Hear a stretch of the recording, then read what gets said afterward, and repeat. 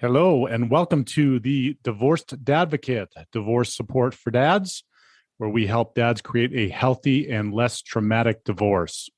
My name is Jude Sandoval, and I'm your host. I created this podcast and the Divorced Advocate community as a result of my own high conflict divorce, and because you as a dad deserve all the resources necessary to thrive through this challenging time. I encourage you to check out our website at thedivorcedadvocate.com, where there are resources that correspond to this episode, as well as free access to our membership community, where you will find live meetings, free workshops and courses, private discussion groups, and more. And now, on to this week's episode. Hello and welcome to the show. Thank you so much for being here this week, and I hope that you are now into full swing of summer with the kids out of school and all of the summertime festivities starting up here. I know that I was off last week. That's why we had a replay and got the opportunity to just spend some time up here in the Colorado mountains, unwinding and rejuvenating and re-energizing. So that was great. It's an awesome time of year. So I hope that you're able to just take advantage of that a little bit. We today are going to be chatting about handling bad mouthing and lies. I'm calling it a divorced dad's guide to handling bad mouthing and lies. Unfortunately, this just continues to be a topic that comes up in our group meetings. Just got off a couple of calls with guys this morning, and it's an issue we're talking about and strategizing on how to handle with their ex or soon to be exes. And it's just unfortunately seems to be something that is prevalent. I'm just going to say, well, before I get into it, let us just welcome the new members of the Divorced Advocate community. That is Eric, Jim, Jeff, John, Sergio, and Aaron. If you are not part of the community yet, check out the website at thedivorcedadvocate.com. There are resources for you wherever you're at in your divorce and at whatever level of investment you want to make. There are free resources that are there. There are some paid resources under the membership site, which includes some of the membership meetings, the group meetings that I talk of frequently, as well as some member podcasts and some member blogs. The app as well, which has got over 50 learning opportunities on it, is part of that membership as well. And then there's also some individual coaching if that's something that speaks to you. I highly recommend, and I personally think, and not just because I am the coach, but because I wish I had somebody sorting through things with me during my divorce, that coaching is invaluable and probably would have saved me a ton of money, considering the past 11 years since post-divorce, if I had gone about things maybe a little bit differently during the divorce. But anyway, check it out. Also, there's the divorce quiz, which is a great opportunity to gauge where you're at in your divorce compared to others who have gone through a divorce. It'll give you some immediate results and also give you an opportunity to sit with me and discuss that and go through it and chat about your divorce. So check it all out at thedivorcedadvocate.com. Okay, so handling bad mouthing and lies. First, I just want to say that if your ex or soon-to-be ex is doing anything like this, it is a significant sign that they've got some significant mental emotional issues going on. And I'll just also say, fellas, if this is something that you're doing, stop it. Just stop it right now.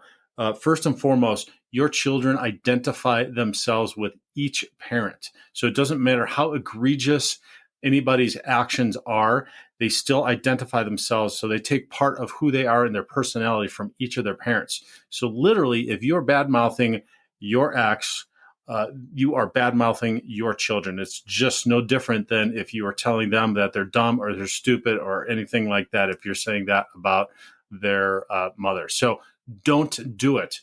Now, if it is happening to you, parental alienation it's a distressing experience. And, when we're divorced dads and we're looking forward to our parenting time, discovering that our children have been exposed to negative comments, lies, or alienation or alienating behavior from our ex is really heartbreaking. I know the first times that I heard it, it just made my heart sink to have my daughters come and ask me those questions. So, however, it's crucial to handle these situations with care and a strategic approach. And that's in order to maintain a healthy relationship with your child. That is the ultimate goal, is to maintain that healthy relationship. So here are some practical tips to help you navigate these challenging waters.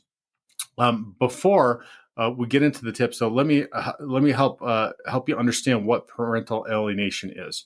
Parental alienation occurs when one parent deliberately attempts to distance the child from the other parent through negative remarks, lies, or manipulation.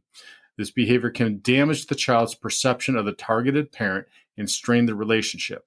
So some of the signs of alienation are unjustified anger or hostility from your child, repetition of negative statements made by the other parent. That would look like, particularly in younger children, them saying stuff that they would otherwise have no idea or wouldn't come out of a child's mouth, or wouldn't be age appropriate for a child to say. Another is reluctance or refusal to spend time with you, particularly if this just happened out of the blue. Now, kids transitioning and saying things like, "Oh, I miss mommy," or "I miss daddy," is pretty common, and that's actually healthy and that's understandable. But if they're reluctant or they're just flat out refusing to spend time, then that is definitely a sign to pay attention to. The next one is sudden changes in behavior or attitude towards you. That's and let me make a caveat with that, since I have teenagers, is that that doesn't mean just them being distant like some teenagers can be, or having attitude like some teenagers can have. That is just serious changes in their behavior, how they speak to you, how they act with you, what their attitude is towards you. So it's not just this fluctuation of maybe hormones or them showing up as teenagers. It's really consistent, and it is targeted at you, and maybe not necessarily happening in both households. So pay attention to those. Those are some telltale signs that there is something going on. And here's the thing, fellas, that you need to make sure to get in front of this. It is absolutely critical to get in front of this and pay attention to when these things are happening. And I would say, even if you are being maybe overly sensitive to this, that is okay.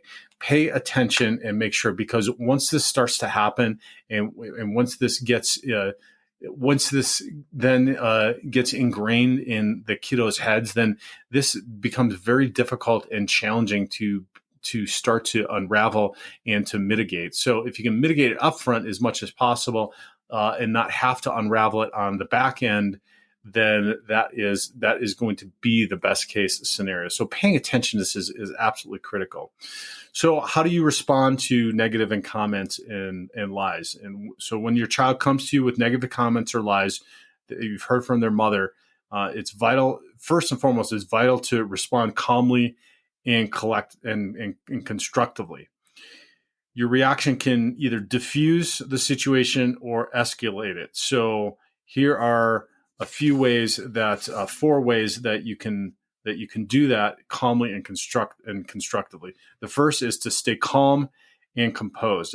This is a hard one. It's absolutely natural to feel hurt or angry when you start to hear some of this stuff come out of your kiddos' mouths, because it just cuts right to the core of who you are, and it made my heart hurt.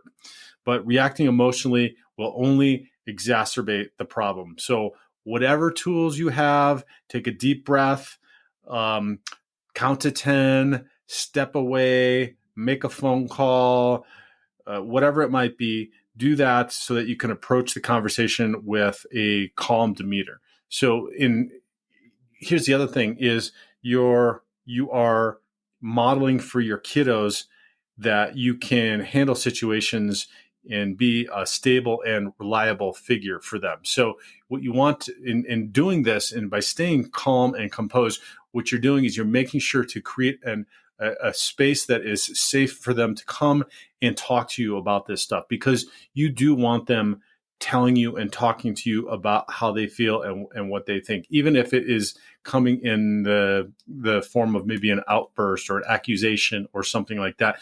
That is actually a positive. And I know it's hard to look at like that, but I had a therapist tell me this once, that if they are acting out with you, that means that they feel safe enough to express themselves in that way. And while you might think it's not a positive that they're acting out, it is them acting out their feelings and their emotions. While they don't have the maturity that we do in how to handle those, they do know that it's safe for them to do that, because if it wasn't safe, they'd be hiding it and they'd be repressing it. So, but staying calm and composed is going to continue to create that environment for them to feel safe in doing that. And it's also going to model for them that you're stable and that you're a reliable figure. The second is avoid bad mouthing the other parent. So I'll just reiterate that regardless of what's been said to you, resist the urge to speak negatively about your ex. It's only going to create more tension and confusion for your child. Instead, focus on providing reassurance and clarity. Now, this is not to say that you can't talk about a behavior. So one of the things that I'll coach when guys are experiencing this, and that I've had to utilize, and I have to utilize it just about every week, is, hey, I'm sorry that your mom is sharing that, or I'm sorry that your mom is doing that. You can address a behavior. So if the behavior is that she's saying something about you, you can say, I'm sorry your mother is sharing something like that with you that's not appropriate, and I just want you to know that that may not be true, or I love you, or whatever the situation might be. So it is okay to address the behavior, just avoid bad mouthing the other parent. Okay, don't say things that's stupid, they're stupid, she's a whatever, anything like that, because then you are bad mouthing them. You're not addressing a behavior. The next one, gently correct misinformation. I just alluded to that. If your child repeats lies or misconceptions, calmly provide the correct information without criticizing the other parent. So that's exactly what I'm talking about. So if they say something like, mommy says you stole the house, you can say something to the effect that, hey, I'm really sorry that mommy's discussing that with you. That's not appropriate for you to be discussing with you, but I promise you, I have not stolen the house. And depending upon the age, if you want to get into it, if they're older and you want to talk about it, you can talk about whatever those lies and misconceptions are and work through it. But if they're younger, you can say that's something that is for adults to discuss. And when you're a little bit older, we can talk about that more. Another example is if they say, mom says you don't love me, you can just respond with, I'm sorry that you feel that way, but I love you very much and I always will. And that's just short and sweet, and it lets you know that you love them. It reassures them and provides that environment for them without you getting upset or angry or exacerbated. Stay with us. We'll be right back. Hey, this is Jude with a quick reminder about the Divorced Advocate Foundation for Fathers, which is our nonprofit that helps dads through divorce with legal education, free or reduced cost coaching, and mental health resources. If you own a business or know someone who does, there's an easy way to help by connecting credit card processing through our partner program. Part of the fees go straight to the foundation with no added cost to the business, and 98% of businesses are actually able to save money on their processing fees. It's a win-win. So if you know a business that accepts credit cards, get them in touch with me by sending a warm introduction email to jude@thedivorcedadvocate.com, or give me a call directly at 720-255-1021.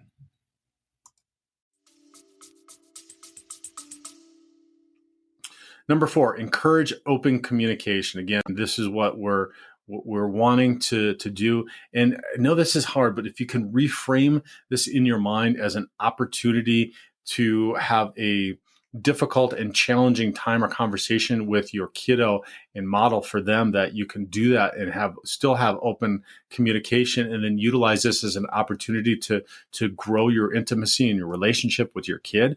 That's absolutely it's absolutely amazing. So create that safe space for your child to express these feelings and concerns, and let them know it's okay to talk and what they've heard and how it makes them feel. Active listening and empathy can go a long way in building trust with them. So part of this is you continue to build trust while you are going through this divorce process.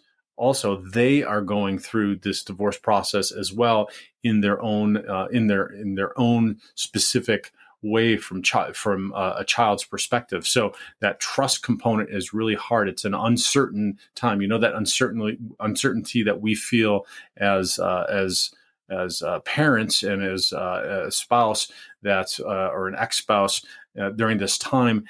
Imagine children who have little to no control over the situation at all and can only rely on their parents for what's happening or the information, have less control. So it's even more chaotic and stressful and difficult for them. So try to keep that in your perspective, that maybe there is even some rebuilding of trust that will have to happen with them, because now that they're in separate households, it's difficult, and they're trying to make it make sense for them in their own minds. So there might be a little bit of a trust component that needs to be rebuilt or just continue to build upon. Okay, so on that note, let's talk about building a stronger relationship. Countering parental alienation. It's not just about addressing the negative behavior, but it's also about fostering a positive, healthy relationship with your child. So let's talk about how you can do that, because this is just the next. This is basically I don't want to say it's not really the flip side, but it's the next part of this, because one of it is responding to those negative comments and lies, but the next is utilizing it, like I said, as an opportunity to build a stronger relationship. So how can you actually do that? So here's 3 ways. The first is making sure to spend quality time together. Make the most of your parenting time by engaging in activities that your child enjoys, whether it's playing sports, reading together, exploring new hobbies. These moments can create lasting positive memories. So if you've listened to many of my episodes, particularly some of the early ones I talk about, or if you've gone through the Dad's Guides for Divorce, you hear me talk about how this helped me to focus in on being a better dad. And it was very difficult and challenging for me. I never anticipated, expected, or wanted to be a dad 50% of the time, or at least actively 50% of the time. Obviously, I'm always their father, but have them be around and be with me 50% of the time. So it was very, very critical for me that I got focused on being a present, an open, and available father for them on the time that I did have them. So that meant doing things, creating opportunities for us to do lots of different stuff, travel and to camp and to experience new things, come up with new things, also create. We're going to talk about routines, etc. Coming up here in the third tip, but creating routines and traditions and stuff like that. So make sure to, when you do have that time with them, make sure that it is quality time. Number 2 is show consistent love and support. This is one of the things that you as a father it is invaluable in providing them, is consistency and routines and traditions. That's going to be number 3, is maintain routines and traditions. This is the way that fathers traditionally show up. We are consistent, and that is key in reassuring them of our love and our commitment, and regularly expressing this through affection and support through like words and actions is also important too. Small gestures, leaving a note in their lunchbox or attending their school events also makes a huge difference. For me, I always wake up, at least recently, like we've had lots of stuff that I consistently do, but recently when we get up, I always hug them and wake them when they wake up. And the first thing that I see in the morning is I give them a hug. And then always before bed, I always, even now that my daughters are teens, most nights I try to, if I can stay awake long enough, I'm usually in bed before them, but if I can kiss them goodnight or tuck them in or say goodnight, or we have a routine before bed, even if I do turn into bed before they do, of prayers and gratitude. So create those consistent ways to show your love and support with them. And the next is maintain routines and tradition. Establishing routines and traditions provides a sense of stability and normalcy for your child, which is absolutely huge and critical right now during this process. So you're going to you have the opportunity now, whether you like it or not, that your life is going to change. It's going to be completely different than what it was during family life when you were all together. This is just the reality of the situation. So take it as an opportunity to start creating some of those new routines and traditions, how you want them to look in your house. It can be yours. It can be new. You can include the kids in them and talk with them about them, but start to do that. And so, that can look like a weekly movie night. That's something that we do on transitions when they come back. I highly recommend this. This is something I learned through Love and Logic classes, which is that transition time. Find something that's fun and interesting that they like to do on that day, and then have that be a regular tradition. Sometimes I've heard guys talk about going to the park and having a park visit or a picnic. We did pizza and movie nights on our transition nights. So find something that just helps them ease into that, but make it a routine and make it a tradition. And what this is going to do, it's going to then again help become a source of comfort and connection for you, something that they are able to grasp onto in a difficult and challenging time. It makes them feel good, and they know that it's going to be happening every single time. So no matter what, and start doing more and more of this stuff. And I highly recommend it in all areas of life, in all of your daily routines, etc. Find time to sit down and have at least a meal together, if not breakfast and dinner together, so that you have that time. Create those routines in maybe how you prepare the meal and how you sit down and you spend time together, how you do homework or after work and school homework routines, after school routines, stuff like that. When you're going to do shower or bath nights or whatever those are, create those that will all lead to helping them to feel more comfort, more connection, knowing that there's stability in there. That is what you are there to provide as their dad. Okay, and then I do want to just add in here that if two other points if the parental alienation persists or escalates, it might be necessary to seek professional help. Therapists, counselors, and legal professionals can provide guidance and support in addressing the issue. And family therapy can also facilitate open communication and healing for all the parties involved. So you can consider family counseling. I just would say be very careful with family counseling and counseling in and around these situations. It is very nuanced, and it is difficult sometimes for therapists to identify and understand what might be happening, which can then actually exacerbate the problem and make things difficult and more challenging for you. So if you do consider family counseling, make sure that you vet this counselor. And the guys, we just talked about this on a group call not long ago, but how to vet the counselor, how to ask them about situations about fatherhood and their beliefs in masculinity, et cetera, because we're facing some challenging times with therapy and what the modern therapeutic environment looks like for men and for dads. So I just caution you in doing that. I highly recommend therapy and counseling for everybody and anybody. However, you need to be very careful and cautious in getting into it. The next part is if you have to consult a legal professional. if alienation tactics are severely impacting your relationship with your child, like your parenting time is being restricted, et cetera, consult an attorney. They can advise you what your rights and potential legal actions are to protect your parenting time in a relationship. But and if you have to do this upfront, sometimes, and I've seen this happen, and every situation is different, but it can be a strategy.